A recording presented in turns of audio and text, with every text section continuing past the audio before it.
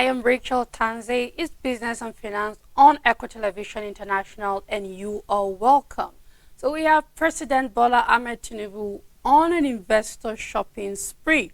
We saw him recently in the G20 Compact Summit where he is wooing German investors. And of course, he gave them so many reasons why Nigeria is the perfect place for them to come and invest. There is safety, there is a large market, there is educated workforce, and every other thing they need to thrive on the soil of Nigerians. And of course, at the end of the meeting, we saw them signing some memorandum of understanding and packs of millions of dollars. And eventually, we are going to be seeing foreign trade with German investors in Nigeria. Now, of course, this G20 summit meeting precisely is for countries that are in need of investors to come into their country. And of course, Nigeria has been on investors shopping spree for a while now. We saw when the president was in India signing memorandums of understanding and having Indian investors and business tycoons telling them Nigeria is fertile for their business. And now we have moved to Europe, and then we are trading and signing deals with Germany. Now, Bola Tinubu, our president, has assured international investors from the G20 nations that their money is safe within the borders of the country. He highlighted to the investors that Nigeria has a large market and is ready to leverage all its advantages to become successful. Of course, our money, their money is safe in Nigeria. And yes, we have advantages that these investors can leverage to become successful. And one of which he laid a lot of emphasis on was the fact that we have a lot of educated workforce. Of course, there is no doubt that we have a good and a large number of educated workforce. First of all, we are a populous nation. I mean, one of the largest in West African, and also topping in the part of the world. And therefore, we have enough manpower for whatever industries, companies, or investors that are coming and are looking for a workforce. And above all, this workforce is not just a workforce, but we have skilled workforce and also educated workforce. Therefore, this investors' money is not only in safe hand, but coming to a place where they wouldn't lack the manpower that they need to achieve their market goals. And then also, he made mention of a large market. Of course, with a country with over 200 million people, there is a large market, there is a large consumer market.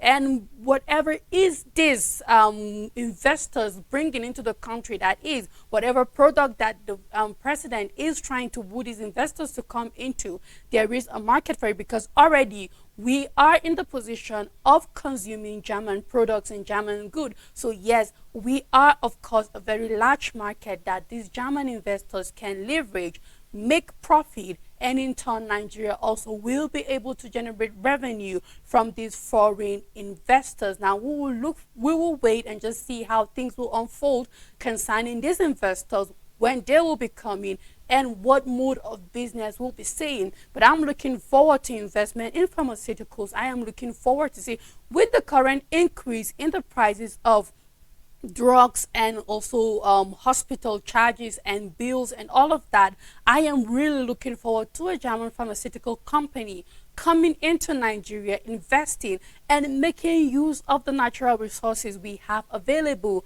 to be able to do the needful. So we will find that it might not be much, it might not be in large quantity, but I mean a 5% of pharmaceutical production in this country will go a long way, and then we can grow eventually with the little natural resources we have that can go into the production of the drugs that are in consumption. And then of course, with our population, with our educated workforce, of no doubt this means employment in the country. When we have these investors trooping in and then creating their industries and their businesses, their companies, it means we will see unemployment rate going lower. So yes, we are looking forward to when these investors will start business on the shores of Nigeria.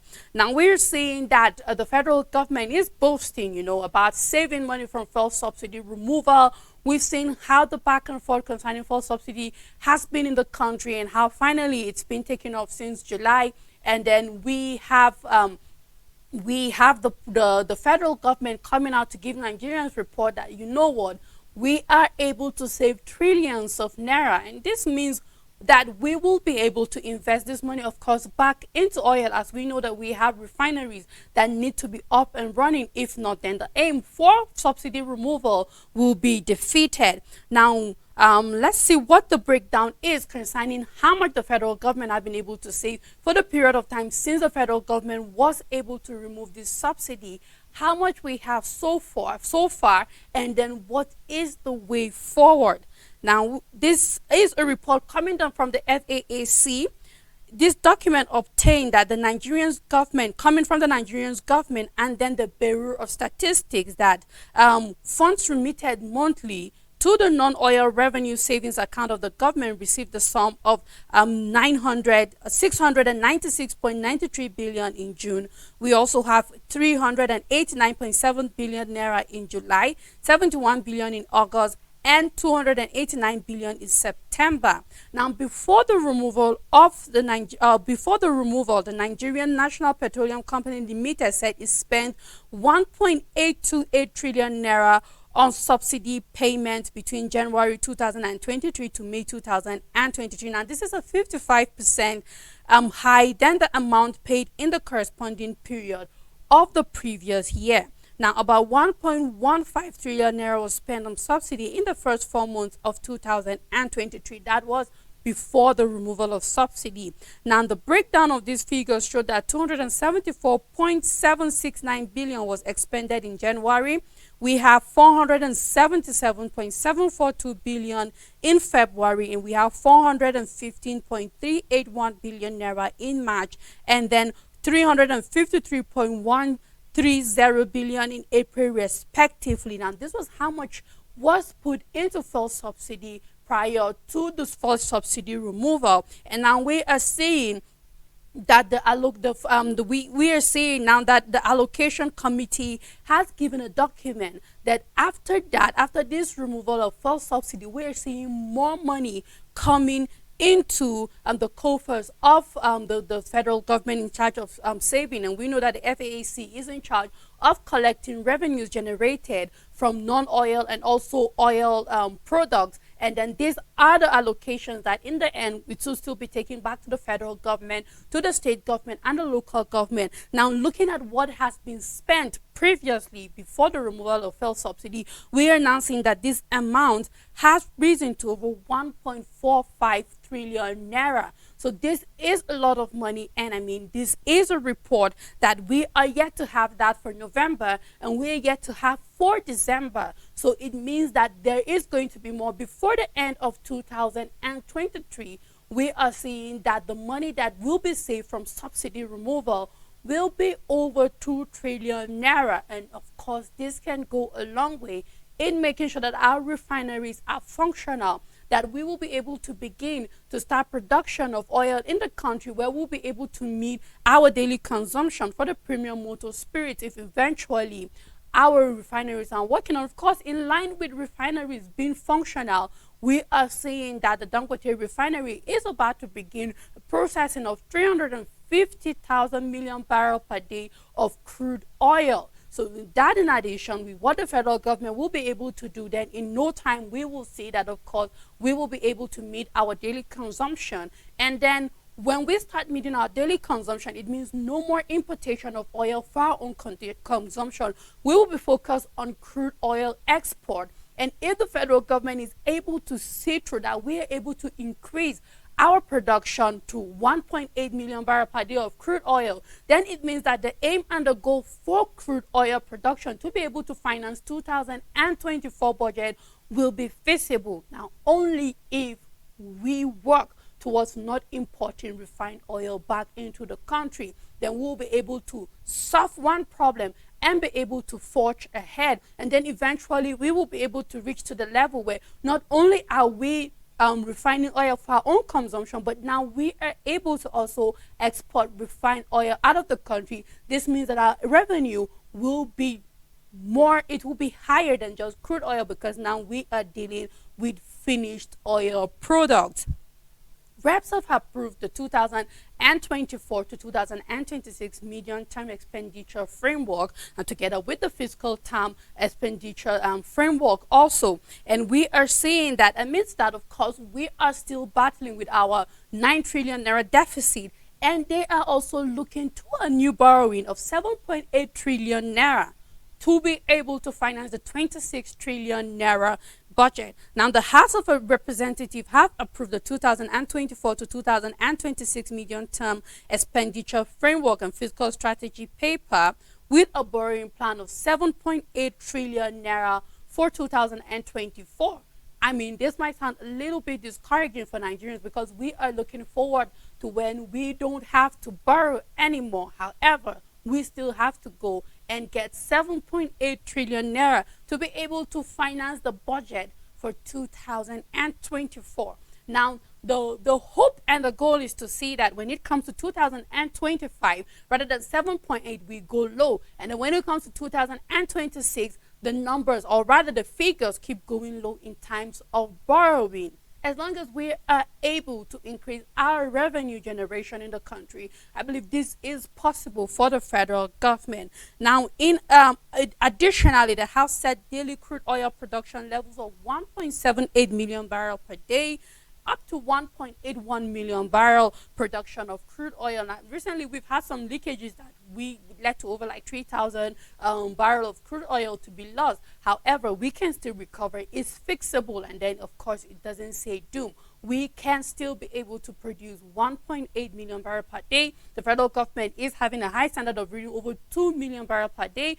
And also OPEC, I mean, this is ahead of OPEC Plus. They've made that clearly that, you know what, we have to up our game in crude oil production. And if we are going to use crude oil to finance 2024 budget, then this is the goal or nothing. Now, the inflation rate of 21.40%. Now, these are all estimates and what the federal government is looking for 2024. In as much as inflation rate currently is already at 28%, we are seeing a prediction of 21.40% for 2024, 20.30% in 2025, and 18.60% in 2026. Now, this is what the lawmakers propose, even as they propose a gross domestic product growth rate of 3.76%, 4.22% and 7.78% respectively. That is for 2024, 2025, and 2026. Inasmuch as the inflation for 2023 is not promising, we are already at 28 now. It means that our lawmakers are doing some on the ground work, and they are estimating that, you know what, we will try our best and make sure that inflation for 2024 stays at 21.40%, and then for 2025 it goes as low as 18.60%. This will be good news for Nigeria if our inflation rate can stay like that for 2024 and go lower to 18% in 2025. Now, we will see the work that the federal government will put in.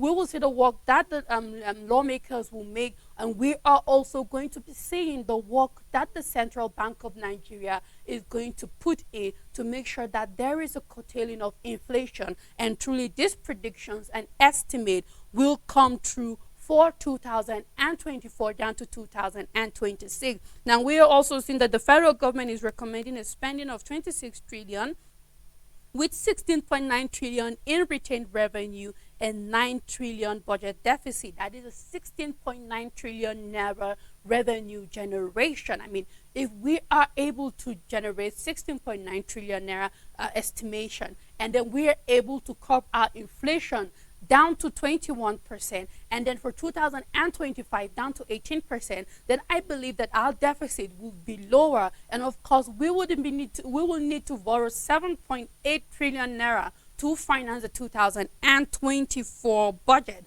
Now, we will just keep waiting and see how things go. But I believe that the federal government, the CBN, is on this case. And of course, 2024 will be a hopeful year for Nigeria fiscally, and then hopefully, you know what, this economic hardship, crisis, chaos, the devaluation of our currency will be much better, and perhaps the naira can gain some value in the official market. Now we are seeing that, of course, Nigeria and Germany have signed a $500 million pact for renewable energy and gas export. Now, these are some of the things that the president is wooing investors to come into. And then there is some success recorded because, yes, we are able to sign a $500 million pact for renewable energy and, of course, for gas export.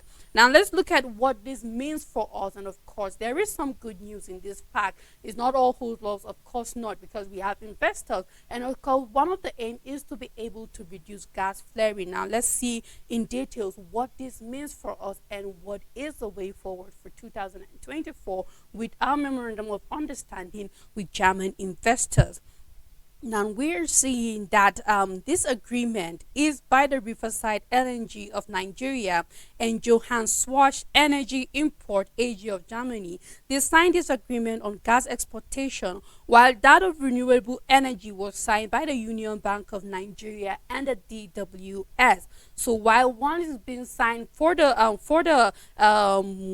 gas exportation, we are seeing that done by the Riverside LNG. And then for renewable energy, we are seeing that pact being signed by Union Bank of Nigeria. Now we are seeing CEO Gas Investment, Mr. David Ige, who signed the memorandum of understanding on gas and on gas supply, is saying that the project was aimed at supplying from Nigeria to Germany, extinguishing about 50 million cubic per day of flared gas in Nigeria. That is the good news to this pact that has been signed.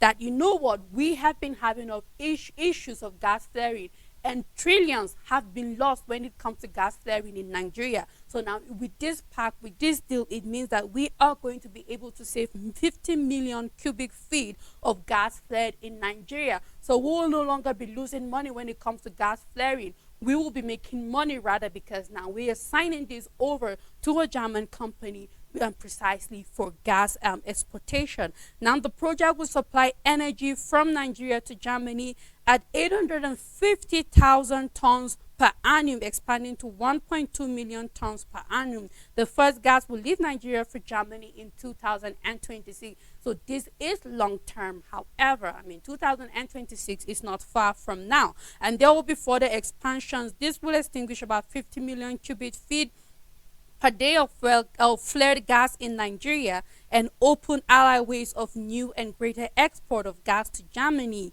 Of course, now the chief operating officer of the Schwarz Energy Import AG, Mr. Frank Otto, described the partnership as a big deal for the German market, and it is also a big deal for the Nigerian market and for the money we've been losing to gas flaring. I believe this is going to go down a lot. So yes, it is also a big deal for the Nigerian gas market. Federal government, state and local government are seeing an allocation of 906 billion naira from the FAAC for October. Now, the FAAC disclosed this in a communique issued at the end of its latest meeting. Now, according to the statement by the director, now the total figures shared for October was a slight increase of 3.48 billion naira compared to the 903.48 billion naira shared in September 2023, recovering from a decreased record in the previous month. Now we are seeing that the total amount included gross statutory revenue, value-added tax, augmentation from forex and non-oil mineral revenue, and electronic money transfer levy, among others. Now we are seeing that the company disclosed that although a gross total of 1.35 trillion was generated, only 906.955 billion naira was shared to the three tiers of government as federation allocation for October 2023. And as usual, let's see the breakdown of what the federal government got, the state government got, and then the local government got also, and then what other levies was removed, that the 1.35 trillion couldn't go around, and then we're down to 906 billion naira. Now, the total revenue distributed for October was from the total revenue for gross stationery revenue and value added tax. We have the federal government received 323.355 billion. The state received 307 billion naira, and the local government council got 225 billion naira, while oil producing states received 50 trillion naira derivation. That is 13% of mineral revenue. I believe this is higher than the previous month. So yes, we can see that of course there is a little bit of decrease. However, I'm seeing here that oil producing states got a little bit higher than the previous month. We are seeing that of course the values added tax in the country is still sustaining us. Stationary revenue is still sustaining us. The AMTL, that is electronic money transfer levies, is still sustaining us. And then of course exchange difference of 222.88. This is what was subtracted from this 1.35 trillion naira, giving us 906. And we have clearly seen how local government, local government was able to get 225. And not to dive into politics, but local government need their autonomy, because these billions need to be used perfectly well for us to be able to see a significant amount of growth at the local government level. And finally, CBN is thinking of recapitalization. And in the past, this simply means that banks might begin to think of merging. It is every bank's nightmare, because everybody will want to function on their own as an entity, making their profit. However, anytime that the Central Bank of Nigeria is looking at recapitalization, it is good news for some banks, and then it is bad news for a lot of banks, because we might be seeing where microfinance banks are thinking of merging to be able to reach the CBN goal. Now, this framework is for payment service policies, monetary tightening to continue till the second quarter of 2024, and we're seeing new capital base for Nigerian banks. Now, let me break down a little bit concerning this new capital base for Nigerian banks and then what it means. It is evident that capital base of most banks is already eroded as a result of currency depreciation occasioned by the foreign exchange crisis. No doubt, we are hearing banks complaining about foreign exchange and no cash available. Now, when the CBN raised the bank's minimum capital base to 25 billion naira, there was a time and a lot of our favorite banks had to merge or close down. That was equivalent of $187 million, which is about 187 billion naira as at today. Even at that, if you factor the effect of inflation on the capital base, it then means that every bank may need a minimum capital base of almost 240 billion naira. Now the question is, how many banks in Nigeria currently have a capital base of 240 billion naira? And I believe that with these questions, there are a lot of banks that are being scared and worried and thinking, what is the way forward? Because there's been a lot of complaint on scarcity of cash. And I believe that there are a lot of banks out there that don't have a capital base of 240 billion naira, especially our microfinance banks. Many new microfinance banks have sprung up. I know that, of course, the regulations and the legislations for these banks are different, but then it means that even their capital base will go high, just as it has gone high for the commercial banks. Now, also, raising the minimum capital base may facilitate foreign investment, which will in turn lead to foreign capital inflow. This ultimately will cushion the current forex crisis in a reasonable extent, in as much as this is what it will mean. Now, it boils down to banks having this capital base.